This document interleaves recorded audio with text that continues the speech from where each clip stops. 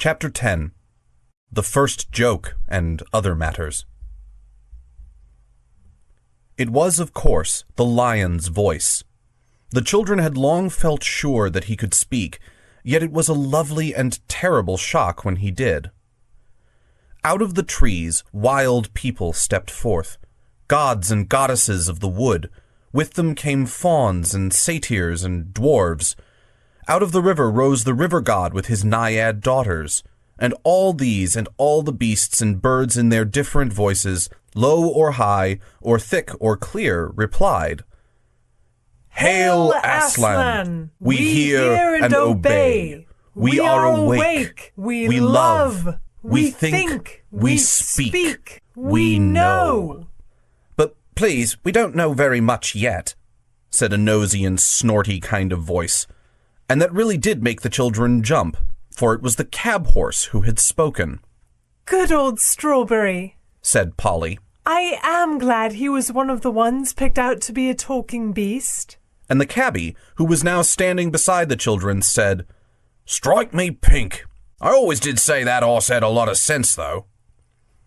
"Creatures, I give you yourselves," said the strong, happy voice of Aslan. "I give to you forever this land of Narnia. I give you the woods, the fruits, the rivers. I give you the stars, and I give you myself. The dumb beasts whom I have not chosen are yours also. Treat them gently and cherish them, but do not go back to their ways, lest you cease to be talking beasts. For out of them you were taken, and into them you can return. Do not so." "No, Aslan, we won't, we won't," said everyone. But one perky jackdaw added in a loud voice, "No fear." And everyone else had finished just before he said it, so that his words came out quite clear in a dead silence. And perhaps you have found out how awful that can be, say, at a party.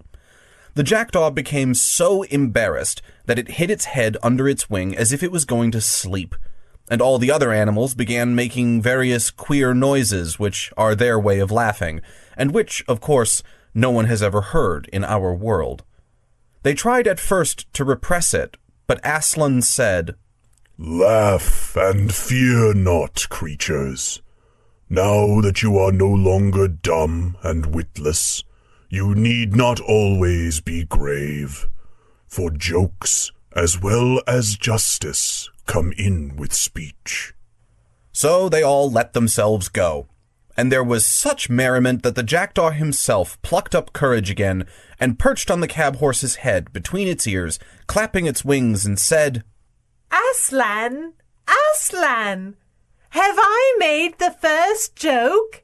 Will everybody always be told how I made the first joke?"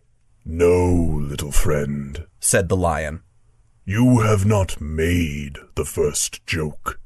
You have only been the first joke." Then everyone laughed more than ever, but the jackdaw didn't mind, and laughed just as loud till the horse shook its head, and the jackdaw lost its balance and fell off, but remembered its wings, they were still new to it, before it reached the ground. "And now," said Aslan, "Narnia is established. We must next take thought for keeping it safe. I will call some of you to my council. Come hither to me, you the chief dwarf, and you the river god, and you oak, and the he-owl, and both the ravens and the bull-elephant. We must talk together, for though the world is not 5 hours old, an evil has already entered it." The creatures he had named came forward, and he turned away eastward with them. The others all began talking, saying things like, "What did he say had entered the world?" "An evil." "What's an evil?" "No, he didn't say an evil. He said a weevil." "Well, what's that?" "Look here," said Diggory to Polly. "I've got to go after him. Aslan, I mean, the lion. I must speak to him. Do you think we can? Said Polly. I wouldn't dare. I've got to, said Diggory. It's about Mother. If anyone could give me something that would do her good, it would be him. I'll come along with you, said the cabbie. I like the looks of him, and I don't reckon these other beasts will go for us, and I want a word with old Strawberry. So all three of them stepped out boldly, or as boldly as they could, towards the assembly of animals. The creatures were so busy talking to one another and making friends that they didn't notice the three humans until they were close. Nor did they hear Uncle Andrew, who was standing trembling in his buttoned boots a good way off and shouting, but by no means at the top of his voice, Diggory, come back! Come back at once when you're told! I forbid you to go a step further! When at last they were right in among the animals all stopped talking and stared at them. Well, said the he-beaver at last, what in the name of Aslan are these? Please, began Diggory in a rather breathless voice, when a rabbit said, They're a kind of large lettuce. That's my belief. No, we're not. Honestly, we're not, said Polly hastily. We're not at all nice to eat. There, said the mole. They can talk. Who ever heard of a talking lettuce? Perhaps they're the second joke, suggested the jackdaw. A panther, which had been washing its face, stopped for a moment to say, Well, if they are, they're nothing like so good as the first one. At least, I don't see anything very funny about them. It yawned and went on with its wash. Oh, please, said Diggory, I'm in such a hurry. I want to see the lion. All this time, the cabbie had been trying to catch Strawberry's eye. Now he did. Now, Strawberry, old boy, he said, you know me. You ain't going to stand there and say as you don't know me. What's the thing talking about, horse? Said several voices. Well, said Strawberry very slowly, I don't exactly know. I think most of us don't know much about anything yet, but I've a sort of idea I've seen a thing like this before. I've a feeling I lived somewhere else, or was something else, before Aslan woke us all up a few minutes ago. It's all very muddled, like a dream, but there were things like these three in the dream. What? Said the cabbie. Not know me? Me what used to bring you a hot mash of an evening when you was out of sorts? Me what rubbed you down proper? Me that never forgot to put your cloth on you if you was standing in the cold? I wouldn't have thought it of you, Strawberry. It does begin to come back, said the horse thoughtfully. Yes, let me think now, Yes, you used to tie a horrid black thing behind me and then hit me to make me run, and however far I ran, this black thing would always be coming rattle-rattle behind me. We had our living to earn, see, said the cabbie. Yours the same as mine, and if there hadn't been no work and no whip, there'd have been no stable, no hay, no mash, and no oats, for you did get a taste of oats when I could afford 'em, which no one can deny. Oats? Said the horse, pricking up his ears. Yes, I remember something about that. Yes, I remember more and more. You were always sitting up somewhere behind, and I was always running in front, pulling you and the black thing. I know I did all the work. Summer, I grant you, said the cabbie. Hot work for you and a cool seat for me. But what about winter, old boy, when you was keeping yourself warm and I was sitting up there with my feet like ice and my nose fair pinched off me with the wind and my hands that numb I couldn't hardly hold the reins? It was a hard, cruel country, said Strawberry. There was no grass, all hard stones. Too true, mate, too true, said the cabbie. A hard world it was. I always did say those paving stones weren't fair on any horse. That's Lunnon, that is. I didn't like it no more than what you did. You were a country horse, and I was a country man. Used to sing in the choir, I did, down at home, but there wasn't a living for me there.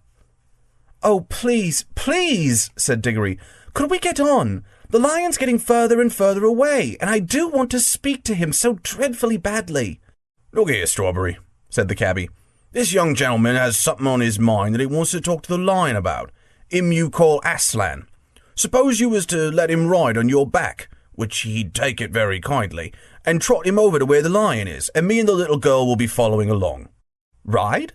Said Strawberry. Oh, I remember now. That means sitting on my back. I remember there used to be a little one of you two-leggers used to do that long ago.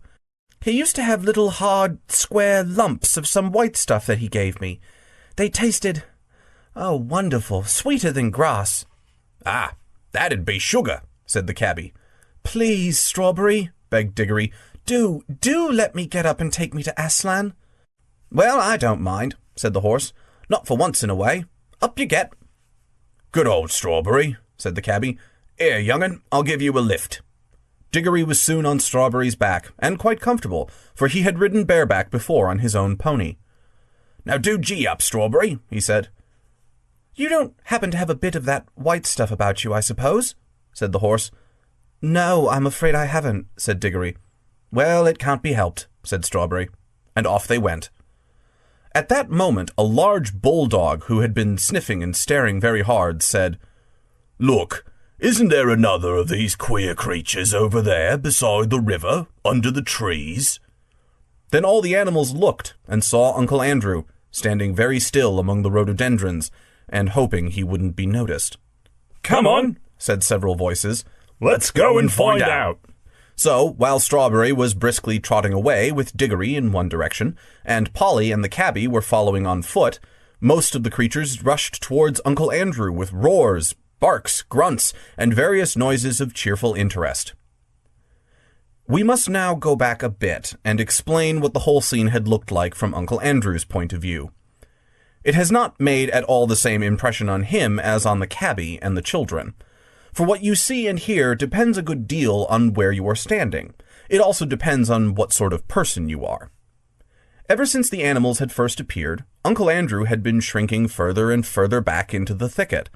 He watched them very hard, of course, but he wasn't really interested in seeing what they were doing, only in seeing whether they were going to make a rush at him. Like the witch, he was dreadfully practical. He simply didn't notice that Aslan was choosing one pair out of every kind of beasts. All he saw, or thought he saw, was a lot of dangerous wild animals walking vaguely about, and he kept on wondering why the other animals didn't run away from the big lion. When the great moment came, and the beasts spoke, he missed the whole point, for a rather interesting reason. When the lion had first begun singing, long ago when it was still quite dark, he had realized that the noise was a song, and he had disliked the song very much. It made him think and feel things he did not want to think and feel. Then, when the sun rose and he saw that the singer was a lion, only a lion, as he said to himself, he tried his hardest to make himself believe that it wasn't singing and never had been singing, only roaring as any lion might in a zoo in our own world. Of course, it can't really have been singing, he thought. I must have imagined it. I've been letting my nerves get out of order. Who ever heard of a lion singing? And the longer and more beautifully the lion sang, the harder Uncle Andrew tried to make himself believe that he could hear nothing but roaring. Now, the trouble about trying to make yourself stupider than you really are is that you very often succeed. Uncle Andrew did. He soon did hear nothing but roaring in Aslan's song. Soon he couldn't have heard anything else, even if he had wanted to. And when at last the lion spoke and said, "Narnia, awake," he didn't hear any words. He heard only a snarl. And when the beasts spoke in answer, he heard only barkings, growlings, bayings, and howlings. And when they laughed, well, you can imagine. That was worse for Uncle Andrew than anything that had happened yet. Such a horrid, bloodthirsty din of hungry and angry brutes he had never heard in his life. Then, to his utter rage and horror, he saw the other 3 humans actually walking out into the open to meet the animals. The fools, he said to himself. Now those brutes will eat the rings along with the children, and I'll never be able to get home again. What a selfish little boy that Diggory is. And the others are just as bad. If they want to throw away their own lives, that's their business. But what about me? They don't seem to think of that. No one thinks of me. Finally, when a whole crowd of animals came rushing towards him, he turned and ran for his life. And now anyone could see that the air of that young world was really doing that old gentleman good. In London, he had been far too old to run. Now, he ran at a speed which would have made him certain to win the 100 yards race at any prep school in England. His coat-tails flying out behind him were a fine sight. But, of course, it was no use. Many of the animals behind him were swift ones. It was the first run they had ever taken in their lives, and they were all longing to use their new muscles. "After him! After him!" they shouted. Perhaps he's that Neville. Tally-ho! Tantivy! Cut him off! Round him up! Keep it up! Hurrah! In a very few minutes, some of them got ahead of him. They lined up in a row and barred his way. Others hemmed him in from behind. Wherever he looked, he saw terrors. Antlers of great elks and the huge face of an elephant towered over him. Heavy, serious-minded bears and boars grunted behind him. Cool-looking leopards and panthers with sarcastic faces, as he thought, stared at him and waved their tails. What struck him most of all was the number of open mouths. The animals had really opened their mouths to pant.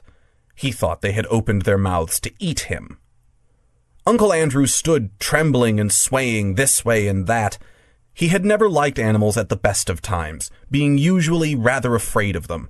And of course, years of doing cruel experiments on animals had made him hate and fear them far more. "Now, sir," said the bulldog in his businesslike way, "are you animal, vegetable, or mineral?"